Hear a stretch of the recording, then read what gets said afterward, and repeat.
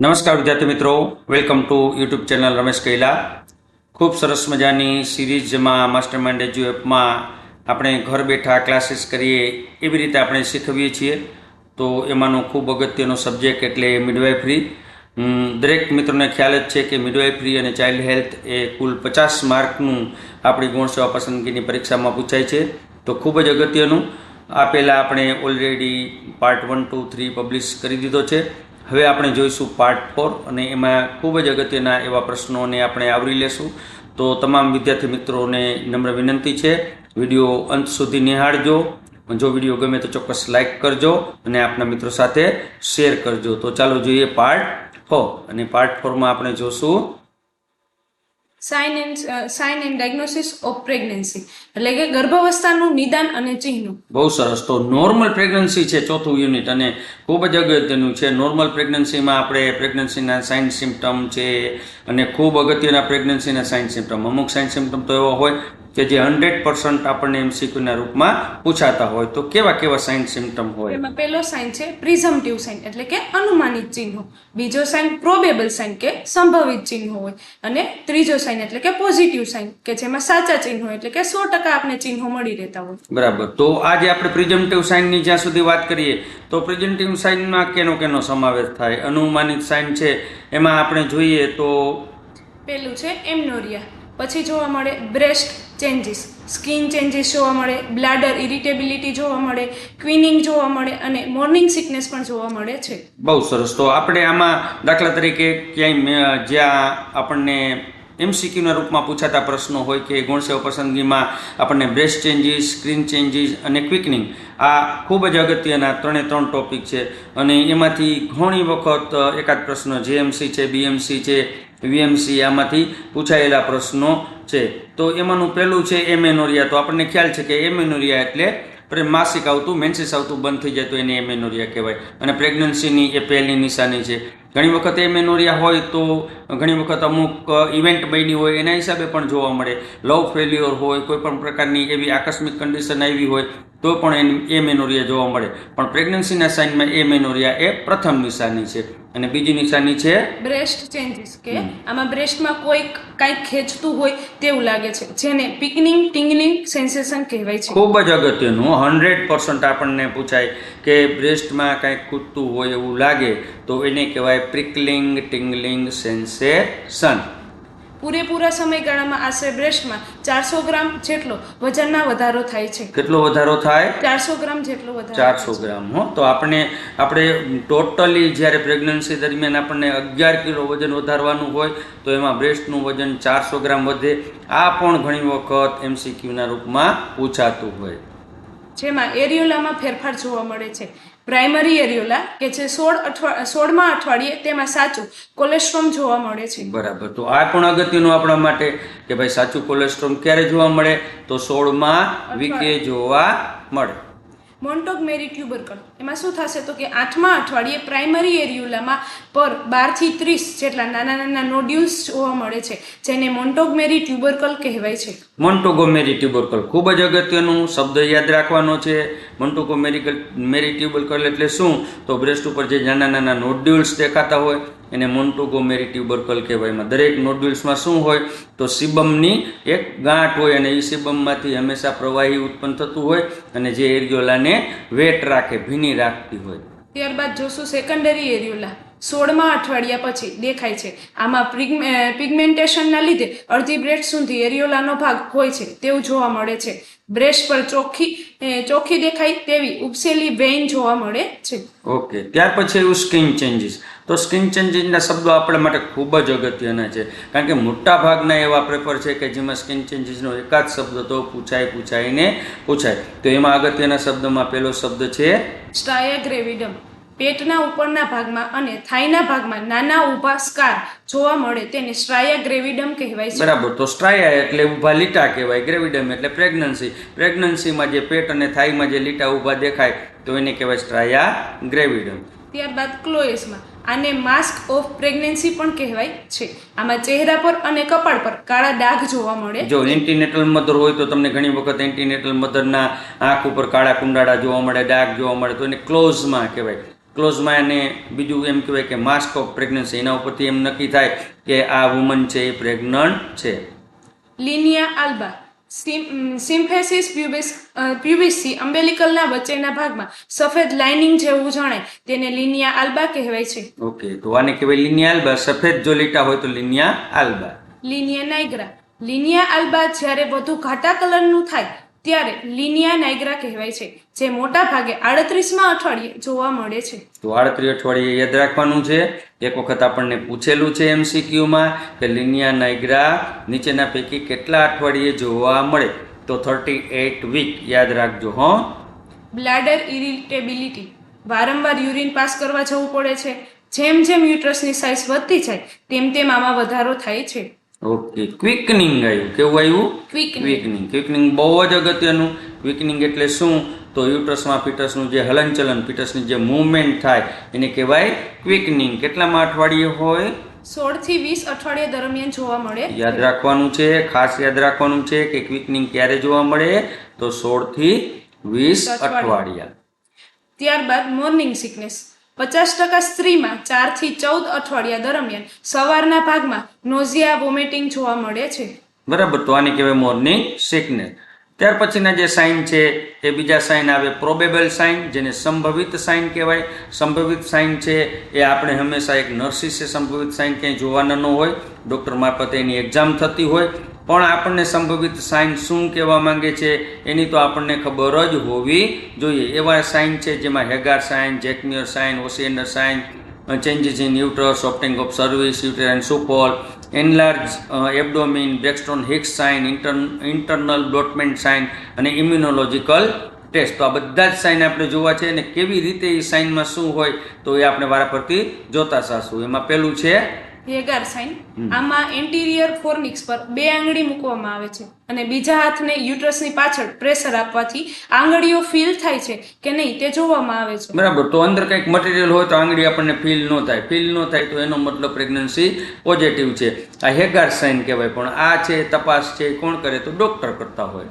ત્યારબાદ જેકવિમિયર સાઇન 8 અઠવાડિયા પહેલા ગુલાબી પછી વાજાઇનામાં મ્યુકસ મેમ્બ્રેનનો કલર બદલાઈ જાય છે. તે પર્પલ કલરની થઈ જાય છે.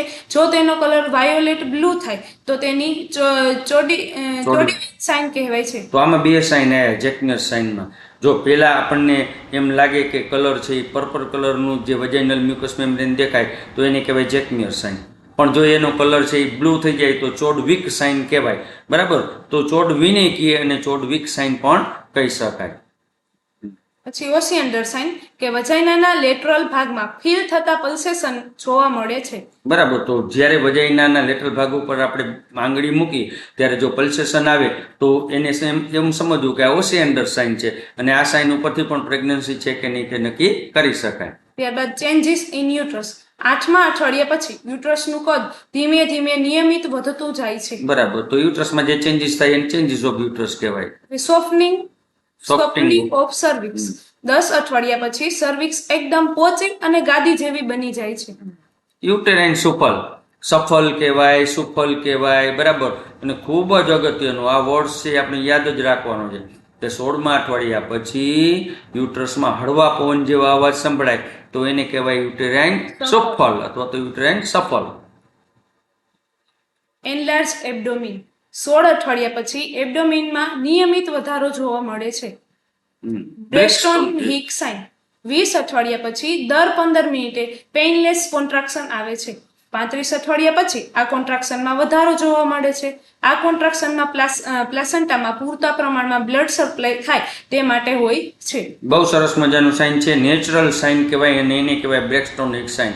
આપણે યાદ રાખવાનું છે. બ્રેક્સ્ટોન હિક્સ સાઇન એવું સાઇન છે કે જેમાં મધરને પેઇનલેસ કોન્ટ્રાક્શન એટલા માટે આવે કે કોન્ટ્રાક્શન આવે તો જ પ્લાસેન્ટામાંથી વધારે પ્રમાણમાં બ્લડ સપ્લાય છે એ ફિટસને મળે અને ફિટસને પૂરેપૂરું બ્લડ સપ્લાય મળે એટલે કુદરતી રીતે જે કોન્ટ્રાક્શન આવે એને કહેવાય બ્રેક્સ્ટોન હિક્સ સાઇન અને 20મા અઠવાડિયા પછી જોવા મળે. ઇન્ટરનલ બ્લોટમેન્ટ 16 થી 28 અઠવાડિયે સેમી રકબન્ટ પોઝિશનમાં વજાઇનલ હોલમાં 2 આંગળીઓ દાખલ કરતા યુટ્રસના ફંડસના ભાગમાં કંઈક તરતું હોય તેવું ફીલ થાય છે. બરાબર, તો આને કહેવાય ઇન્ટરનલ બ્લોટમેન્ટ. બ્લોટમેન્ટ એટલે તરવું. બરાબર. આપણે પીવી એક્ઝામિનેશન કરીએ અને યુટ્રસના ફંડસના ભાગમાં કાંઈક આપણને આમ ફ્લોટિંગ દેખાતું હોય, તરતું હોય એવું લાગતું હોય તો એને કહેવાય ઇન્ટરનલ બ્લોટમેન્ટ. Immunological test. યુરિનમાં હ્યુમન કોરિયોનિક ગ્રોનોટોપિક હોર્મોનની હાજરી નક્કી કરવામાં આવે છે. આમાં યુપીટી એટલે કે યુરિન પ્રેગ્નન્સી ટેસ્ટ કરવામાં આવે છે. બરાબર. તો આને કહેવાય ઇમ્યુનોલોજીકલ ટેસ્ટ. બરાબર. જ્યારે આપણે યુરિન પ્રેગ્નન્સી ટેસ્ટ કરીએ તો આપણને યુરિન પ્રેગ્નન્સી ટેસ્ટ ત્યારે જ પોઝિટિવ આવે કે યુરિનમાં છે તો ગોનેડોટ્રોપિક હોર્મોન હોય તો જ પ્રેગ્નન્સી ટેસ્ટ પોઝિટિવ આવે. ત્યાર પછીના સાઇન છે પોઝિટિવ સાઇન.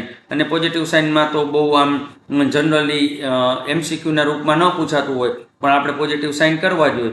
એમાંનું FHS છે, ફિટલ પાર્ટ છે, ફિટલ મુવમેન્ટ છે, અલ્ટ્રાસોનોગ્રાફી છે અને એક્સરે છે. તો એમાં આપણે થોડું જોશું કે FHSમાં શું જોશું. FSH સંભળાય તે સાચી નિશાની છે. 20 અઠવાડિયા પછી FSH સાંભળી શકાય છે. બરાબર. 20 અઠવાડિયા પછી આપણને ખ્યાલ છે કે FHS સાંભળી શકાય. Foetal parts. 22 અઠવાડિયા પછી ફિટલના અમુક ભાગો પાલ્પેશન વડે ફીલ કરી શકાય છે. બરાબર. 22 અઠવાડિયા પછી આપણે કોઈ પણ ફંડલ પાલ્પેશન કરી, લેટરલ પાલ્પેશન કરી તો આપણને ખ્યાલ આવે કે ફિટસના પાર્ટ દેખાય છે તો એને કહેવાય ફિટલ પાર્ટ. Foetal movement. 16 થી 22 અઠવાડિયા દરમિયાન ફિટલની મૂવમેન્ટ જાણી શકાય છે. ફિટલ મુવમેન્ટ એટલે આપણે એને કઈ ક્વિકનિંગ. તો 16 થી 20 અઠવાડિયા આગળ આપણે કીધું હતું કે ક્વિકનિંગ જોવા મળે. અલ્ટ્રાસોનોગ્રાફી. ફિટસની કન્ડિશન અને હાર્ટ સાઉન્ડ જાણી શકાય છે. ફિટસમાં કોઈ પણ ખોટખાપણ હોય તો જાણી શકાય છે. અત્યારે બહુ સામાન્ય થઈ ગયું છે કે તમને ખબર છે કે પ્રેગ્નન્સી એક વખત ડિટેક્ટ થાય તો તરત જ આપણે યુએસજી કરતા હોય અને યુએસજી કરીએ તો આપણને ખ્યાલ આવે, ફિટલની કન્ડિશન ખ્યાલ આવે, ફિટલમાં કોઈ પણ જાતના ખોટખાપણ હોય, કોઈ પણ જાતની કોન્જિનેટલ અબનોર્માલિટી હોય તો એનો ખ્યાલ આવી જાય. ત્યારબાદ એક્સરે. 16મા અઠવાડિયા બાદ ફિટસનું સ્કેલેટલ એક્સરે કે જાણી શકાય છે. બરાબર. એક્સરે જનરલી આપણે એક્સરે એક્ઝામિનેશન કરતા હોય નહીં કારણ કે રેડિયેશનની બીક હોય પણ એમ છતાં એક્સરે કરીએ તો આપણને આખું ફિટલ સ્કેલેટલ મળી જાય અને એના ઉપરથી આપણે નક્કી કરી શકીએ કે પ્રેગ્નન્સી છે. પણ આ બધા પોઝિટિવ સાઇન છે જેમાં મોટા ભાગના અનુમાનિત સાઇન ઉપરથી જ આપણને ખબર પડી જતી હોય. અને હવે જોઈએ આપણે યુટ્રસ. તો ખરેખર યુટ્રસમાં કેટલો વધારો થાય આખા પ્રેગ્નન્સી દરમિયાન એ યાદ રાખવું ખૂબ જ જરૂરી છે. યુટ્રસનો વિકાસ થાય છે, તેની સાઇઝમાં વધારો થાય છે. વજન કેટલો વધે તો 60 ગ્રામમાંથી 900 ગ્રામ જેટલું થઈ જાય છે. જ્યારે યુટ્રસની લંબાઈ તો કે 7.5 સેમીમાંથી 30 સેમી જેટલી થઈ જાય છે. પહોળાઈ 5 સેન્ટીમીટરમાંથી 30 સેન્ટીમીટર થઈ જાય છે. જાડાઈ તો 2.5 સેન્ટીમીટરમાંથી 20 સેન્ટીમીટર થઈ જાય છે. બરાબર. આટલો વિકાસ થાય 9 મહિના દરમિયાન કેટલો વિકાસ થાય તો 7.5 જે આપણે કીધું હતું 7.5, 5, 2.5 તો એને થઈ જાય 30 ને 20. તો આને કહેવાય ટોટલ જે વિકાસ થયો હોય અને એ વિકાસ આપણે કેના ઉપરથી તો એબડોમિનલ ગર્થ એજી ઉપરથી માપી શકીએ. તો પૂરા 9 મહિના થાય તો છેલ્લે આપણને 90 થી 100 સેન્ટીમીટર જેટલી એજી મળે. યુટ્રસના ત્રણેય પડ થીક થઈ જાય છે. વચ્ચેના પડમાં ફિગર ઓફ 8માં ગોઠવાયેલા ત્રાક જેવા મસલ્સ હોય છે જે ડિલિવરી પછી બ્લીડિંગ થતું અટકાવે છે, જેને લિવિંગ લાઇગેચર કહેવાય છે. બરાબર. મસ્ત મગજમાં રાખવાનું છે લિવિંગ લાઇગેચર. તો માયોમેટ્રિયમના મસલ્સમાં લિવિંગ લાઇગેચર હોય, ફિગર ઓફ 8માં ગોઠવાયેલા હોય. જેવી ડિલિવરી થાય એવા તરત જ માયોમેટ્રિયમ કામે લાગે અને લિવિંગ લાઇગેચરની મદદથી આપણે PPH અથવા તો પોસ્ટપાર્ટમ હેમરેજ અટકાવી શકાય. તો એના માટે કોણ જવાબદાર છે તો લિવિંગ લાઇગેચર. વજન વધવું. નિયમિત વજનમાં વધારો થવો એ સગર્ભાવસ્થાની નિશાની છે. આ સમયગાળા દરમિયાન નીચે મુજબની સ્થિતિએ વજનમાં વધારો થાય છે. ઓકે સરસ. ફિટસમાં કેટલો વજન વધે? 3.2 કિલોગ્રામ. પ્લાસન્ટામાં 0.5 કિલોગ્રામ. બરાબર. 0.5 કિલોગ્રામ ગયો. પરીક્ષામાં 500 ગ્રામ એમ પૂછાય તો 500 ગ્રામ એ કહેવાય ને 0.5 કિલોગ્રામ પણ કહેવાય. એમનિયોટિક ફ્લુઇડ 0.9 કિલોગ્રામ અથવા તો 900 gram. Uterus 0.9 kilogram. Breast 0.4 kilogram. બ્લડનું volume 1.3 kilogram. Extracellular fluid 1.1 kilogram. અને ફેટ 2.7 કિલોગ્રામ. આમ કુલ કેટલું વજન વધે? 11 કિલોગ્રામ જેટલું વજન વધે તો છે. વિદ્યાર્થી મિત્રો કુલ 11 કિલોગ્રામ જે વજન વધે એમાંનો ઘણી વખત એકાદું MCQ હોય અને આ જે આપણું જે કોષ્ટક છે એ યાદ રાખવું પડે જેથી કરી આપણને એકાદ MCQમાં તો 100% કામ આવી શકે. બરાબર. તો આ હતું આપણું યુનિટ 4 અને એ હતું નોર્મલ પ્રેગ્નન્સી. અને નોર્મલ પ્રેગ્નન્સીમાં આજે આપણે આટલું જ જોશું. ત્યાર પછીના વિડીયોમાં આપણે આગળ જોવું છે એન્ટીનેટલ કેર. એ પણ એક ખૂબ જ મહત્વનો મુદ્દો છે અને એન્ટીનેટલ કેરમાં પણ ઘણું બધું પૂછાતું હોય. તો 100% માસ્ટરમાઇન્ડ એજ્યુકેશન સાથે બની રહો. તમારા મિત્રો સાથે વિડીયો શેર કરો અને સરસ મજાનો વિડીયો ઘર બેઠા તમને આવું એજ્યુકેશન મળતું હોય અને કોઈ પણ જાતની ફી વગર મળતું હોય તો એક લાઈક તો 100% જોઈને તો ચાલો લાઈક કરો, કોમેન્ટ કરો અને બીજા વિડીયો માટેની રાહ જુઓ. ખૂબ ખૂબ આભાર. ધન્યવાદ.